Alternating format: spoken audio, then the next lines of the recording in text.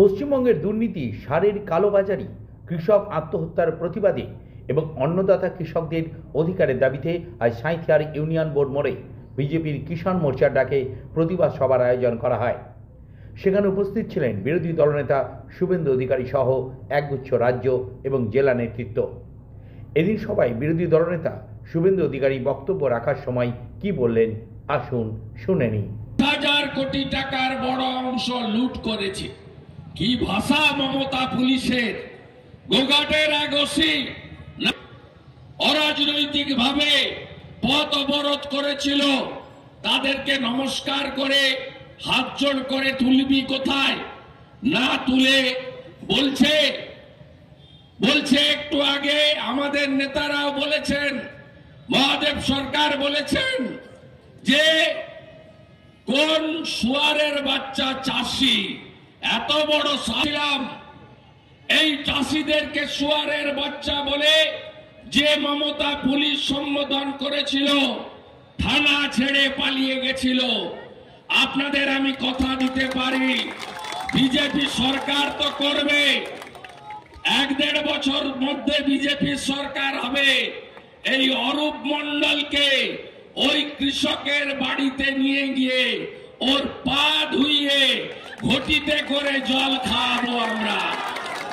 ভারতীয় জনতা পার্টি মনে আপনারা নিশ্চিন্ত থাকুন, আমাদের দাবি কৃষকদের ধান কিনতে হবে, এমএসপি অনুযায়ী কিনতে হবে, ধলদা কাটা যাবে না। আমাদের দাবি 2, আলু চাষি এবং আমন চাষি, কারণ গোটা সরকারটা কার্শিয়াঙে চলে গেছিল বিয়ে বাড়িতে, মুখ্যমন্ত্রী গেছেন, সঙ্গে সব আইএস আইপিএস রাও পিছন ধরেছে, পো ধরেছে, সব কার্শিয়াঙে টাটার রিসর্টে। তাই তামিলনাড়ু অন্ধ্রপ্রদেশে ঘূর্ণিঝড় হওয়ার পরে কিভাবে লুট চলছে এখনো।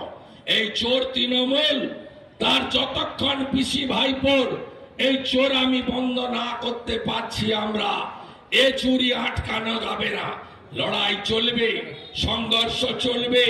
পোস্টপোল ভায়োলেন্সের গুন্ডারা এখনো জেলে যায়নি, তাদের আমরা জেলে দেখতে চাই।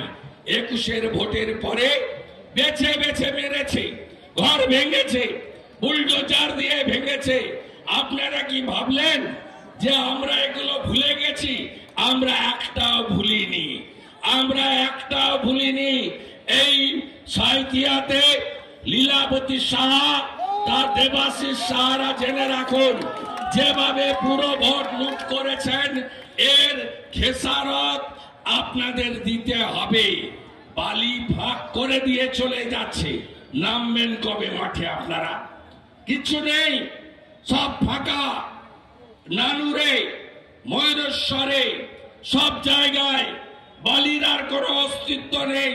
বড় বড় ব্রিজগুলো যদি ভেঙে কোনোদিন পড়ে যায়, আশ্চর্য হওয়ার কোনো কারণ নেই। ব্রিজের পিলারের নিচ থেকেও বালি তুলে ফাঁকা করে দিয়ে যাচ্ছে।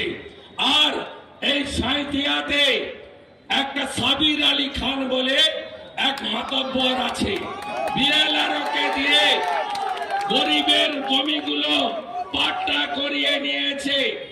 আর আরেকটা ডাকাত আছে তুষার মণ্ডল, এদের সব সাবধান করে দিয়ে গেল। সবে তো এনআইএ ছাগলকে নিয়েছে। মোহাম্মদ বাজারে 84,000 জিলোটিন স্টিক কাণ্ডে তালিকা বড় লম্বা, বিরাট লম্বা তালিকা। 5 জন এমএলএ আছেন, মাতব্বররা আছেন, নলহাটি, মুরারই, হাসন, সব পান্ডারা আছেন, গুন্ডারা আছেন, ভাইপোরা আছেন, পুত্ররা আছেন, সবাই আছেন। সাজানো হয়ে গেছে, অপেক্ষা করুন। সমস্ত দেশদ্রোহীরা যারা জিলোটিন স্টিক জমা করে মোহাম্মদ বাজারে নাশকতার কাজ করেছিল, তাদেরকে ছাড়া হবে না, ছাড়া হবে না, ছাড়া হবে না। আপনাদের